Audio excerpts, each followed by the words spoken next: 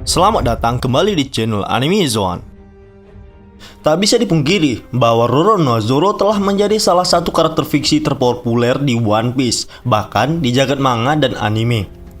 Sosoknya yang keren, tangguh, dan terkesan sebagai pria yang tak kenal lelah membuatnya disukai oleh banyak penggemar One Piece. Ya, meskipun ketololan dan kebodohannya pun juga menjadi satu kelemahan yang dimilikinya, namun rasanya itu menjadi pelengkap bagaimana tidak ada satupun orang yang sempurna di dunia ini. Zoro memiliki penyakit buta arah stadium akut, di mana ia bisa tersesat bahkan di jalan yang lurus. Namun, kami rasa Oda Sensei memang sengaja menciptakan karakter dan sifat Zoro yang seperti itu. Karena faktanya Oda Sensei sangat menyukai komedi dan sering menyelipkan bahkan di tengah-tengah suasana yang sangat serius. Akan tetapi, bukan kebodohan itu yang akan kita bahas, melainkan momen epik Zoro selama muncul di anime One Piece. Ya, nggak usah berlama-lama lagi, berikut kita akan merangkum momen terepik Zoro di One Piece menurut versi anime Zoan tentunya. Oh ya, sebelumnya, video ini merupakan potongan dari 2 part, biar durasinya nggak terlalu panjang. Namun seperti biasa, sebelum masuk pembahasan, silahkan klik tombol subscribe dan aktifkan notifikasinya agar kalian tidak ketinggalan informasi terbaru dan teori menarik lainnya dari channel Anime Zoan. Kalau sudah, terima kasih.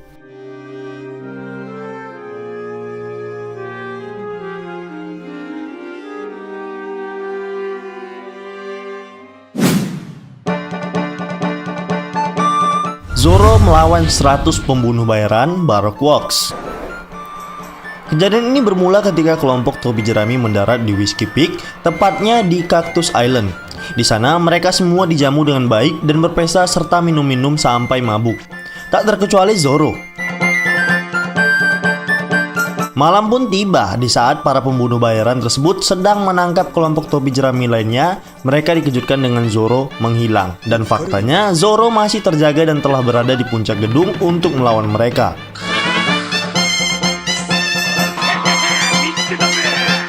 Pada situasi ini, ia tak sedikit pun gentar meskipun Zoro tahu bahwa yang dihadapinya adalah 100 pembunuh bayaran dari organisasi Baroque Works.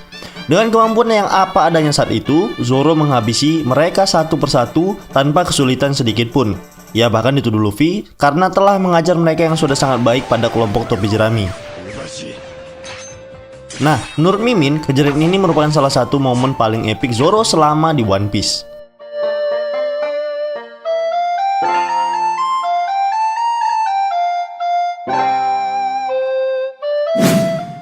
Pertarungan Zoro melawan Dust Bones.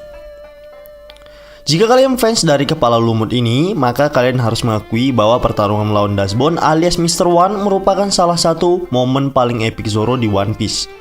Bukan tanpa alasan, Zoro yang pada saat itu belum memiliki pengalaman berpedang yang cukup, diharuskan melawan pengguna buah iblis Supa Nomi yang memungkinkan sang pengguna untuk merubah bentuk tubuhnya menjadi seperti pedang baja.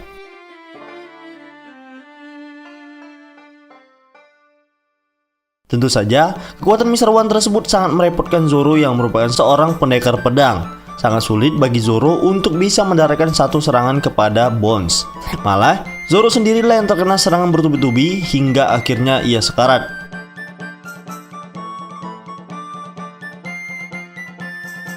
Ketika Bones mengira pertarungan telah usai, disitulah Zoro menunjukkan tekadnya yang sangat kuat dan melewati batas kemampuan tubuhnya.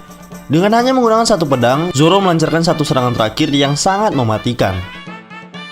Atas keberhasilannya mengalahkan Bones, Zoro pun mendapatkan bounty pertamanya di Alabasta.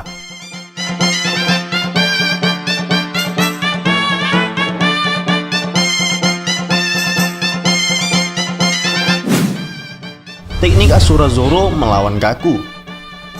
Tak bisa kita pungkiri jika pertarungan Zoro melawan Kaku adalah pertanda bangkitnya kekuatan sejati dari sang Marimo ini. Saat itu, secara individu dan ketahanan fisik, Kaku jelas lebih unggul jauh di atas Zoro karena teknik Rokushiki yang sangat merepotkan. Ditambah lagi Kaku telah memakan buah iblis tipe Zoan yang memungkinkan dirinya berubah menjadi seekor jerapah. Dibandingkan dengan Zoro yang hanya menggunakan 3 buah pedang, insting serta tekad yang kuat, Kaku tetap lebih unggul. Nah, di saat-saat akhir pertarungan, disinilah Zoro menunjukkan wujud asli dari The Power of Kepepet, yaitu teknik 9 pedang Asura. Dalam wujud ini, Zoro menyerupai dewa mitologi dengan 3 kepala, 6 lengan, dan 6 kaki. Aura yang dipancarkan pun terlihat sangat berbeda dari Zoro yang biasanya. Ya, itu tampak seperti aura iblis yang sangat jahat dan tentu berbahaya. Benar saja, dengan sekali tebas, tubuh kuat kaku serta teknik Rokushiki miliknya tak mampu menahan teknik Asura milik Zoro tersebut.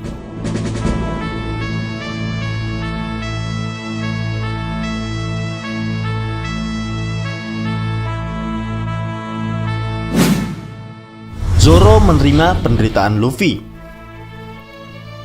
Setelah Luffy dan kawan-kawan berhasil mengalahkan Gecko Moria dan raksasa Oars, mereka masih harus dihadapkan dengan Shichibukai lainnya yang mengincar kepala Luffy. Ya, Bartholomew Kuma. Saat itu Kuma hendak membawa Luffy karena suatu alasan. Secara otomatis, nakamanya pun tidak terima dan berniat melawan Kuma. Seluruh kru Luffy harus bertekuk lutut akibat tak sanggup melawan sang Shichibukai. Mereka menyisakan 2 anggota termasuk Sanji dan Zoro. Sanji yang sudah babak belur memaksa Zoro untuk mundur dan berniat mengorbankan nyawanya demi rekan-rekannya. Zoro yang melihat keadaan Sanji pun dengan terpaksa harus memukul Sanji hingga pingsan, yang pada akhirnya menyisakan Zoro sendiri harus menghadapi Kuma. Mereka bertarung sengit dan Zoro pun harus kalah akibat perbedaan kekuatan yang sangat besar. Zoro pun menawarkan nyawanya sebagai pengganti dari Luffy. Namun Kuma yang sedang menguji kesetiaan Zoro menawarkan sesuatu yang tak dapat ditolak oleh Zoro, yaitu menanggung beban penderitaan yang dialami oleh Luffy. Zoro pun sepakat dengan hal tersebut. Akhirnya, dengan kekuatan yang dimiliki Kuma, ia memindahkan seluruh penderitaan Luffy ke sebuah balon besar, dan Zoro pun hampir tewas akibat menerima semua penderitaan tersebut. Menurut kami, ini adalah momen paling the best Zoro sejauh ini di One Piece.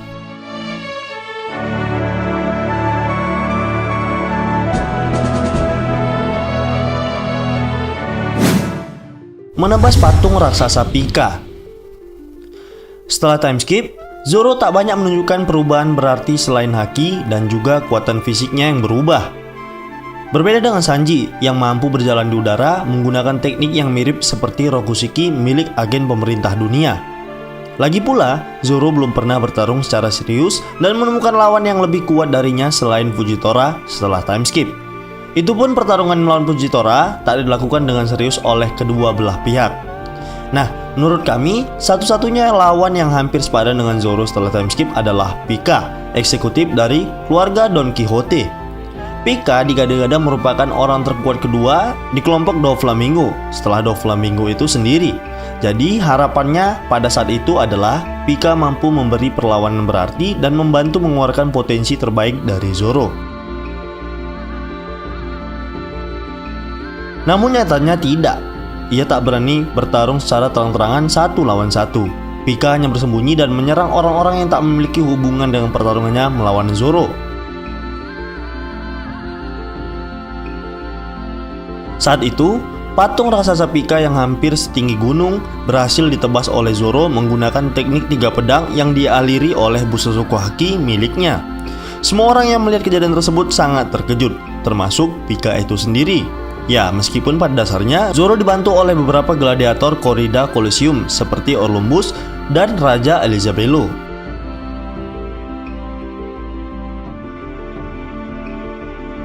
Orlumbus membantu melemparkan Zoro ke udara dengan kekuatannya. Sementara itu, Elizabelo membantu membersihkan kepingan batu tersebut dengan pukulan King Punch-nya.